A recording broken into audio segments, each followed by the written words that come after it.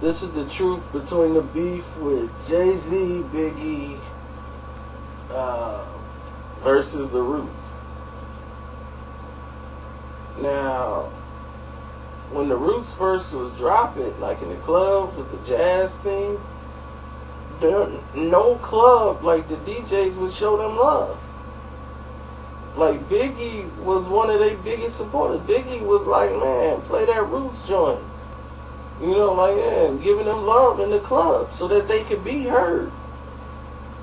And the angle they took was like, this is the avenue. We gotta, in order for us to come out, we gotta diss what they doing. So when they came out with Never Do What They Do and made that video, it was like, oh man. Like, why did they take that avenue? Because they had love from everybody. But once you took that type of angle with Never Do What They Do, and you waving the champagne glasses in the air, talking about how the house is rented, and all this stuff, and trying to clown them, it was like, it was unnecessary. Because it's like, why would you do that? You didn't have to play yourself to get on, because they didn't know, but people was actually rooting for them in the streets. And it put a target on their back. A lot of people didn't see that happening, but a major target was put on their back, and everybody who was pretty much industry didn't want to deal with the Roots. Like Busta Rhymes at one point was like, you know, he dealt with them. You know, he gave them love one time. He saw them, oh, the Roots. You know, and Busta was just Busta. But he told him, like, listen, you upset a lot of people with that. Like, they upset Diddy. They upset a lot of people with that song. And Biggie was one of them. And then when, you know, Big had died, you know, Jay-Z was still harboring a grudge towards the Roots. And he wanted to do a song. He's like, man, I want to do a video and just have everybody like waving incense in the air like they was doing in the video. He's like, man, I got to get them back some kind of way. You know, because they was foul for that. And I don't know how much of that he was wanting to take over or do because Big, but still, you know, he was still harboring a grudge. Then years go by, you know, he ends up running into to the Roots, you know, and actually talk with Black Thought and Questlove and all of those guys, and he started to, you know, like, man, I ain't never disliked the music. I love the music. You know, and they became friends in like a unity. And when about the time they started to unify and become good friends, you know, decided to work together, you know, Jay was like, man, I would need somebody to play live instruments for me. And he chose the Roots to be the ones to do that. So when he did his Unplugged album, he chose the Roots. And then that created a new problem. A very, very new problem. Because when he decided that he was going to do an Unplugged album with MTV, and they paid him this amount of money for this album he wants to put out, Jay-Z, Uncut, and Unplugged.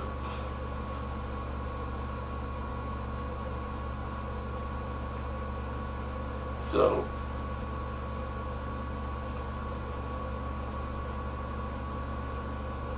at this time, Ether had dropped. And when, you know, Ether was the napalm bomb. So when the napalm bomb was dropped, now you're looking at a whole different type of situation. because Jay's back is against the wall. And his Unplugged album is coming out at the same time as Stillmatic. And the Roots is on there playing. And Nas got involved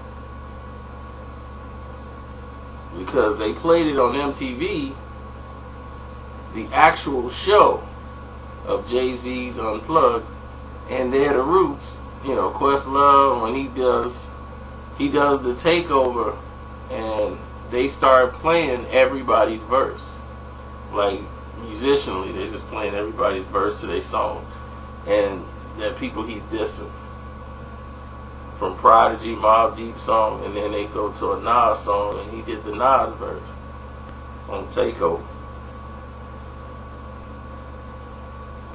So when that happened, you know, Nas, being Nas, he's gonna attack. So he comes out and calls the Roots porch monkeys, Sambos, hypocrites, because they was dissing. They were dissing all those things that they were talking about. When he was on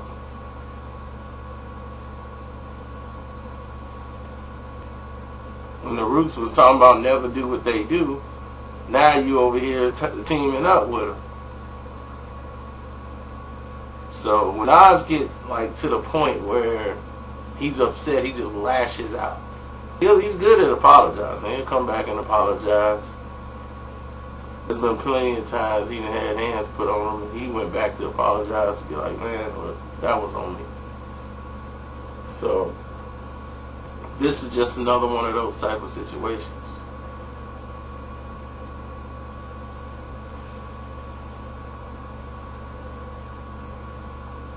And that was about it. The Roots never wanted it to go to the next level. They never even paid it any attention. They was just trying to get their shine on. You know, and Jay-Z, like when he signed the Roots, like, man, I'm going to sign the Roots because they dope. And they put that album out, and they was like, well, we thought this was the album y'all was like. He was like, nah, man, we want y'all to be the Roots. Don't try to be like nobody else. Y'all just be the Roots.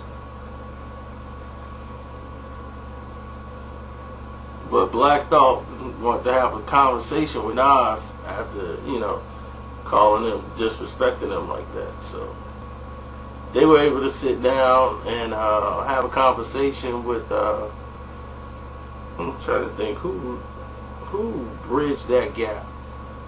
Because the beef was forgotten about. You know, nobody was, you know, thinking one way or the other. But no one had ever met and sat down and said, hey, you know what, I'm sorry. So that got put to the side at a concert publicly, but they had did it off stage at a, man, who was the guy? L.A. Reid, that's him. L.A. Reid kind of helped bridge that together. And Nas was working on his album with Damian Marley.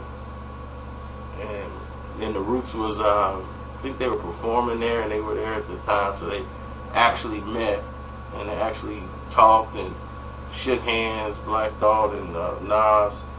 And things got squashed, you know, I mean, it was already squashed, but he publicly did it, you know, so that the people could see it. And I thought that was a good thing. So, it's your boy Carcino. I'm out. Enjoy the videos. Remember, I'm at Twitter